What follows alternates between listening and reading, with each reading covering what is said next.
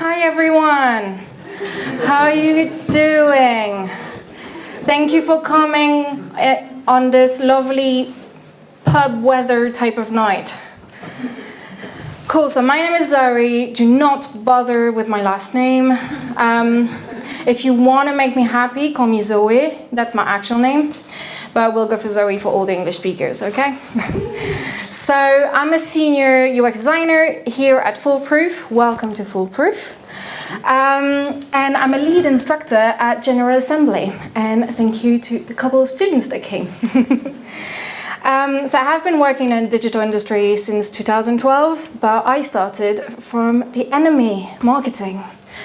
No, sorry if there's any marketers, but I started as a digital marketer, and I actually studied advertising and psychology and all those things to manipulate people. And then I realized that I really loved what I do, but not how I did it. And I learned about UX. Then decided to start UX and find my calling ever since. Cool, I'm gonna kick us off with a little hands up survey. Who here thinks they work for a legacy-led company? I know I haven't defined what legacy is just yet, but that's on purpose. So this Foolproofer coming. Who thinks they work for a legacy-led company? Cool. Who thinks it's a good thing? Cool, I have the right audience. Okay, why do I design? I don't. My title is UX designer. I have a bit of a problem with that title. Designer means everything and nothing. I think we can all agree on that. And we have a massive problem in this industry with titles. So I do not design, I solve problems. It's just happened that I use design methodologies to solve problems. So I'm going to go on a very quick history of what I mean by solving problems, by showing you a few of the work that I've done. I'm being very arrogant on this slide because of what problem I have solved. I might actually not have completely solved them, and I wasn't alone. Little disclaimer again. Okay, so I worked, for example, on ITV digital transformation, and that kind of what got me into understanding the problem between legacy and how to get legacy moving. And that problem was around how to modernize the tools they use within the company, so enterprise UX. Who has heard that term before, enterprise UX? Yeah, not many people. Okay, so just to be clear to everyone, again, enterprise UX is all about designing the internal tools. So not the stuff that you and me see on our phones, but the stuff that makes the apps on our phone work internally in companies. I work for fashion, also in enterprise UX, how to basically unify the digital supply chain in a big British fashion brand that will remain nameless. Worked on Adobe Rush, cool product if you want to check it out, but basically we had a little of a research and design piece how to communicate to their client and customer, and worked on service design project also like Avis. Cool, so all of these great projects are why I want to talk to you about injecting some lean into legacy-led organization. In order to do this, I'm going to start with lean. I'm going to define what I mean by this, so we all have the same understanding. And then I'll finally define legacy, mostly through the use of memes and GIFs. People suddenly pay attention. Okay, so what does lean mean? So when I first asked myself that question, I was like, well, if you don't just think about design, it means meager, design can mean efficient, it means without fat if you go to the supermarket, strip back, okay? When I went to Thesaurus to find synonyms, this is what I found. Yeah, poor, scanty, gangling, raw-boned, pitiful. So that's not what we're going to talk about. So then I went into Google and just typed lean definition. So I all invite you to lean with me, okay? That's the definition of Google. Don't worry, we're not here to talk about a deviation from the perpendicular and inclination. We're here to talk about lean methodology. Okay, so lean methodology is all about testing fast. It's all about Nike, just do it, okay? You have an idea, build something. That will create a product. You put that product out there to measure the success of that product. You gather all that data, re-input that data because you learn about all this, and then that creates new ideas, etc., etc. Don't only think about product when you think about lean. That's kind of the bulk of my talk, okay? Now you can all go home. When we talk about build, basically it's act. No matter what you do, act. Do something. We can put it on research. So instead of just thinking about an idea, do a very quick research. When we think about product, it doesn't have to be a finished coded product, okay? A prototype will do. Or some guerrilla research. Just go out there. Even if the target audience is not perfect, at least you'll get something. Just act, just do it. That's what lean is. However, it rarely stands on its own. If you heard lean, you heard agile, okay? Agile is about the process, it's the method, it's the ideology behind it all. It's the whole idea that we work in sprints. Those sprints are roughly 2 weeks. We work in teams with different types of capabilities, and we collaborate, okay? All of this, if you've heard about lean, if you learned about agile, wait for it. There's the third one that always comes. Design thinking, okay? And now you're like, yeah, I know those three. I'm a designer. Okay, so design thinking is about people. It always comes also when we talk about lean and when we talk about agile. It's basically telling us, hold on, we're not just talking about our users here. So is the methodology is going to bring us all together. So it's saying to the UX designers, yeah, sure, the end user is really important, but we need to make money here. This needs to be viable. And the tech is saying, well, you have a really beautiful fancy app, but this is not feasible, okay? So this is also very important. Design thinking is about embracing uncertainty. It's about understanding that knowing nothing, like Jon Snow, is actually a good thing, okay? You go for it, you jump into it. And more you go through the research, more the fog disappears. The secret, you ready? Is that we all do it all, okay?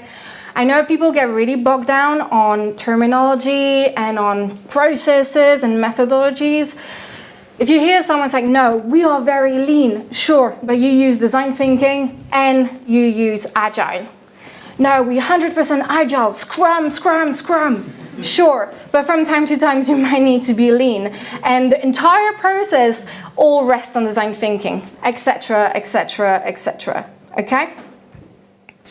Your job, essentially, except if it's not your job because you do not work in this industry, but if you work in this industry, your job is to use the right tool for the right job, okay? Don't get lost in terminology. All of this is it's a toolbox, a bunch of tools that we use according to what we have. Context, right? Context is what we need all the time in order to do our job properly. You're not going to make great pancakes if you only use a plate and a microwave. You need a proper frying pan, right? And believe me, I'm French, okay? Be flexible. That's what this is about. Understand that you need to be lean, but lean doesn't just mean getting bogged down in details. It doesn't just mean jump. It means understanding your vision, understanding where you're going, design thinking, remember, big picture, and understanding also the finer details and understand that you need to know more about those finer details. And this is how you'll get your quick wins. Okay, now, was legacy. Anyone epileptic here? Close your eyes. Okay, no, it's not that bad, don't worry. This is legacy. Legacy is a big card castle. Beautiful image, right? Beautiful CGI card castle that is scary and kind of wiggly, and you don't really know what to do with it because it's been here for decades and you don't know exactly what's on the card because you're kind of like looking around and saying, oh, I think there's a queen here. It's kind of a Frankenstein monster. That's what legacy is. It's all these different layers of teams and decades added on a software that makes it almost impossible for the new guy or new girl to come in and actually do their job because it's too convoluted and complicated. And it's that beautiful thing that every single time you try to improve something, kind of feels like that. And it's soul crushing because in reality it looks like this. Now, who here still thinks they're working for a legacy company? We have more hands now than we had at the beginning. Okay, so why should we inject some lean? Why should we inject some lean into legacy-led organization then? I'm going to give you a minute. Actually, I might read it so if people in the back can't read it. So the first one is, are you ready to meet about our digital transformation? We can't see your slides. Do you need to download the plugin? We restrict it to Internet Explorer.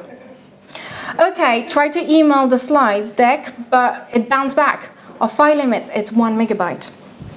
Dropbox or WeTransfer, blocked by our firewall. Google Doc, yeah, right. I'm not sure how to present this to you. Can you fax it to us? Sounds familiar? Yeah, okay. That was my day. Okay, that was my day with my client. Ended up not being able to do the interview. Gonna have to find another way, but I still haven't figured out which. Okay, so my question is, why should we inject some lean into legacy-led organization? Because we are bogged down by all those processes, by all those security and firewalls that are not just in our technology, but in the way we work, okay? Why? If any of you are UX designer, you know about the 5 whys. So whenever we ask people why you do this, why you do that, at the end of the day, what we hear, the last answer is always, well, I don't know, it kind of always been like that, okay? We also have to do it for a bunch of buzzwords that you all have heard. Love that meme, by the way. Digital transformation, employee experience, service design mindframe, design thinking, this one again. Be more lean. Okay, all these words are buzzwords, but they are important. And basically, the only thing they're talking about is think in a more holistic way about what you're doing. Everything that you do in your company, for your clients, needs to bring value. And we're not just talking about digital product. That's why digital transformation is actually a very stupid word. We're talking about transforming the entire way we work, and it's about processes, it's about human. And if we want to get it right, we just need to do it. So how does it work in practice? First case study, fashion. Okay, I can't say the name, but yeah, big British fashion brand. Basically, imagine you have an idea of a concept of a dress. We'll take a dress, and this product starts from the idea straight to being available worldwide on the website. In order for that to happen, it needs to go through 5 different departments in London, okay? What happens is that entire life is mapped for 7,000 products for one season, so it's a few times a year, on a master spreadsheet. Sounds familiar? The spreadsheet would take 24 hours to open, okay? Because of that problem, all of these teams have their version of the master spreadsheet.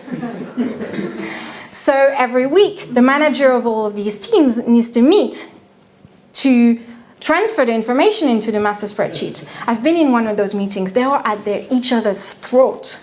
Okay? Because it's scary. If you make a mistake, there's going to be so much money wasted. So what did we do? This was a very complex problem. So we broke it down. Instead of looking at one big software that we had to do, we created 5 simple MVPs. But we looked at the macro and micro, remember? So the micro was each team. The macro was what we needed at the end. One software that would give visibility to everyone. So we made sure we had a vision for that macro software. And then every single MVP would be able to go and work together like Lego. And then at the end, when we finished all of those MVPs, we just had to create a dashboard where all of the information will go in, okay? What happened here? We just started, we just did it. We just went and done 2 weeks of like initial discovery where we talked to everyone, as many people as we could, and we understood that, okay, maybe they all have different problems, but at the end what they really want is to see what everyone is doing. So we went and did smaller project in order to make the whole thing fit in our time frame. Conscious of time, guys, I'm going a bit faster. So, second thing, be nimble, be guerrilla, okay? Ask lots of questions. Remember that? Lean into the uncertainty. See what I've done here? Okay, so be lean in your research. Just go out there. The Adobe project that I showed you, we didn't have upfront research scheduled in. Fine, that's okay. It doesn't have to be scheduled in. It doesn't have to be planned. What we did, we just called a bunch of students at General Assembly, put something on Slack at General Assembly, went there and said, has anyone ever edited any video? Obviously some people have. We went there and talked to them. That gave us the first slight steer of where we're going to have our big research coming after. We did the same thing for Avis. We literally went to Heathrow, went on their shuttle, Avis shuttle, and actually talked to people in the shuttle, okay? Proper captive audience. We asked them about their experience. And so, this is not like the big, costly, usual type of research you have. Sure, it doesn't give the same insight, but it gives insight, and that's what people forget. So this is a start, and that start is going to save you so much time down the line. Also, be lean in your tools and your communication. Anyone knows Miro, real-time board? Okay, so you already learned half the job. Any type of tool like this, which is basically an online collaboration whiteboard, is really helpful, okay? Or use Slack for communication. Try to have your clients on Slack. Don't get bogged down by processes. We've always done it like this, or we've never done this before. Good, try it. Try things constantly. Always try to improve your processes. Always try to reduce the time for communication. What do we do with Miro? Whenever we start a project here, we create 2 Miros. 2 boards, okay? One for the team that is full of memes and is very messy, this one. And one for the client that is taking all of this, but is actually making sense of it and in a linear manner. So what does it mean? It means that twice a week they have new stuff on there. So they prepare their questions, they feel involved, and we don't have surprises at the end. My last case study, last point around this is fight to get access to your users, okay? You need to have actual conversation with people. Being on site makes the difference. This was for ITV. That software, we did contextual inquiry. So we actually sat down with the users in order to understand how they were using it. And they kept on having those very annoying, error message, like, literally every 30 minutes. And we didn't understand why. And we asked, obviously, because a few people, we noticed that on a few people. What happened is, ITV used to send tape in order to send media. Okay, makes sense, old company. Now, no one sends tape anymore. It's all digital. But this tool was created more than 20 years ago. So in order to get to the next step, you had to enter a FedEx number. And that was a required thing, okay? If we had not been there and fought to get regular access to our users in order to be leaner in our communication, we would not have known that. Because that's not something users tend to think about, because that's just the way it is. Okay? Wrapping up here, it's all about UX strategy and common sense. Okay? Common sense part is just do it, just test it, just talk to people. Remember this? Thinking about the big picture and the details and having that side cut that is going to give you that quick win that will allow you to get further. Get it right as soon as possible. It doesn't have to be perfect, it has to be good enough just so you can carry on. Always juggle between that overall vision and those details that are going to give you that really good product that your stakeholders are going to respect you for. A book that I recommend is Lean versus Agile versus Design Thinking. And basically, you kind of guessed the idea of that book, right? Especially from my talking from the beginning. But here's what Jeff, I can never say his name right, sorry. I know this is film Gothel, maybe. Jeff, here's what Jeff is saying. So first, work in short cycle, okay? If we think lean, we think agile, it's short burst, and we have that vision, we're going to hit that vision, but we have a plan full of short cycle to hit that vision. Hold regular retrospective, talk with people, it's all about the human, and those retrospective, hold them with your stakeholders too. Put the customer at the center of everything. I think we all know that here. But go and see. You don't have to be a UX designer in order to attend those research sessions. Don't interrupt the researcher, but attend them, okay? Go and see how people actually use your product. Balance product discovery and delivery work by only testing high-risk hypotheses. We don't need to test everything. That's a lie, okay? This stuff, like, we know, we have expertise. We know that if we make the buttons bigger, people are going to see it better, okay? We don't need to test that 15 times. We can just ship it and have analytics on it. We don't need to do a prototype for a button, okay? Have good, high-risk prototype and go test these. Do less research, but more often. You don't need to speak to 12 people every single round of research. But if you manage to speak to 3 to 5 people regularly, that might give you better insights. Work and train as a balanced team, cross-functional. That's the word I was looking for earlier. Cross-functional is very important. Radical transparency, that's mirror for you, okay? Visibility, not just within the team, with the stakeholders. Review your incentive structure, so make sure that performance is not agile, for example, in Scrum, okay? Performance is not just linked to shipping things faster. It needs to be linked to adding value to our end user, not just to shipping things faster, okay? And make product discovery work a first-class citizen on the backlog, okay? Research and discovery is not a nice to have. It's literally what's going to give you your vision and your direction for the rest of the sprint. So make sure it's a first-class citizen. Cool, rant over.